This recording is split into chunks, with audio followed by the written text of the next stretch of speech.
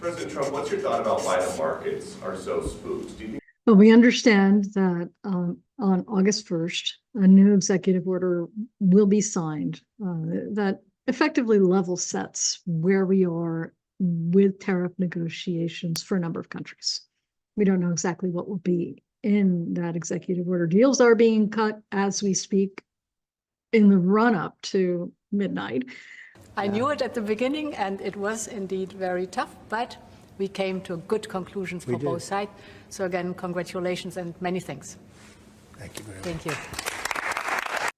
What's been working is showing up with a willingness to negotiate, being willing to put concessions on the table, and be able to show up with a very big promise of checks for purchases, particularly of US LNG.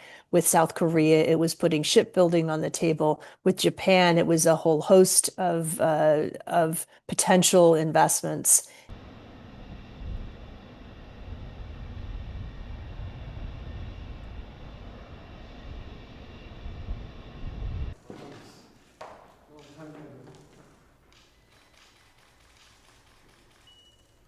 And people enjoy it very much, and they enjoy being here, and it's a great honor to have you. Thank you very much. Thank you. Category 2, the opposite end of the spectrum, countries that are not.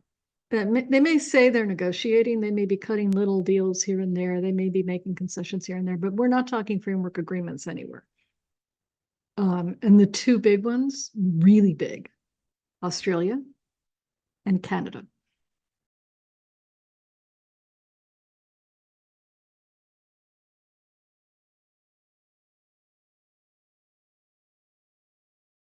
And then look at what happened with Mexico today. You had a delay of 90 days, which I think really is helpful, and that will give a lot more time for the negotiations.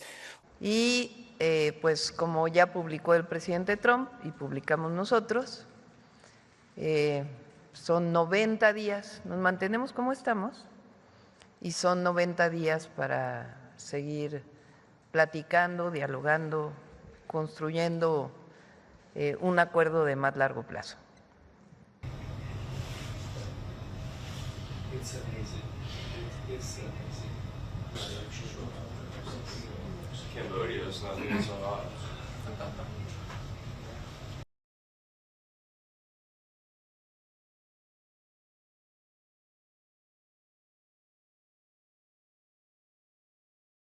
So it seems clear that the new normal is constant negotiation, constant refinement with different boundaries for different countries, different priorities for different countries. It's a multi-dimensional negotiation. And I think the capital markets understand that. They don't react the same way to headlines from individual trade deals the way they reacted at the beginning of the year. I think it is dawning on people that you don't change geoeconomic balance of power overnight, and you don't do it all at once.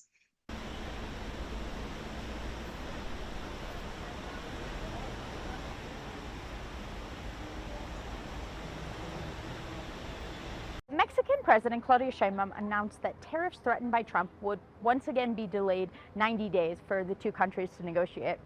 It comes after a phone call between the two presidents in the morning over 30% tariffs that were supposed to go into effect tomorrow. And it sort of underscored Sheinbaum's strategy towards Trump's tariffs of kicking the can.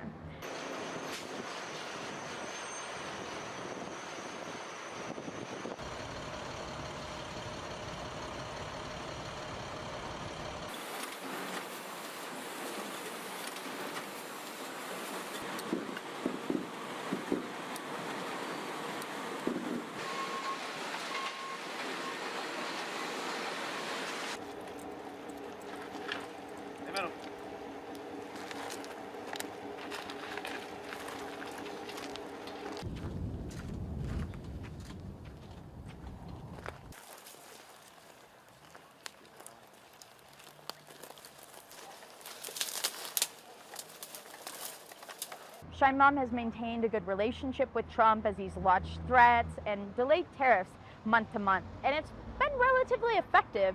To stop tariffs from going into place, Mexico has worked with the U.S. on migration issues and cracking down on things like fentanyl. And, it drastically strays from the approach of other regional leaders like Brazilian President Lula, who, facing 50% tariffs, has basically said he won't be bullied by Trump.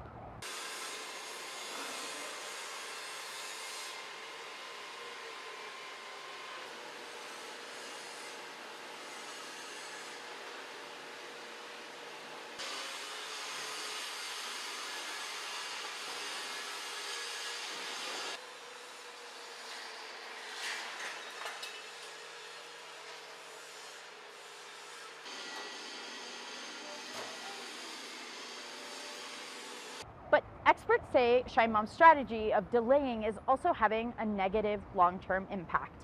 It's extending uncertainty in Mexico's business sector, affecting international investment, and tariffs remain in place in certain sectors like the automotive sector, steel, and aluminum. And ongoing concerns have also dealt a blow to manufacturing businesses on the Mexico side of the U.S.-Mexico border, which is largely dedicated to production of goods for American consumers. Business leaders say it's cost them tens of thousands of jobs, and the future still remains uncertain.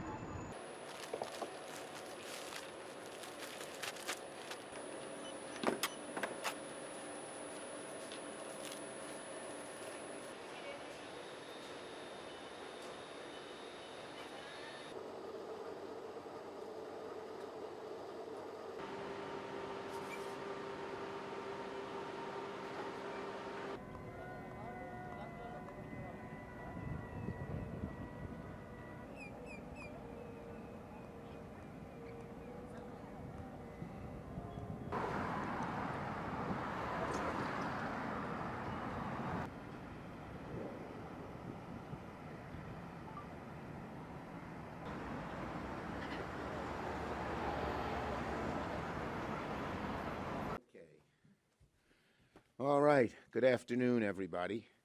And I am very proud to... The Trump tariff trade war is a trade war on the American people.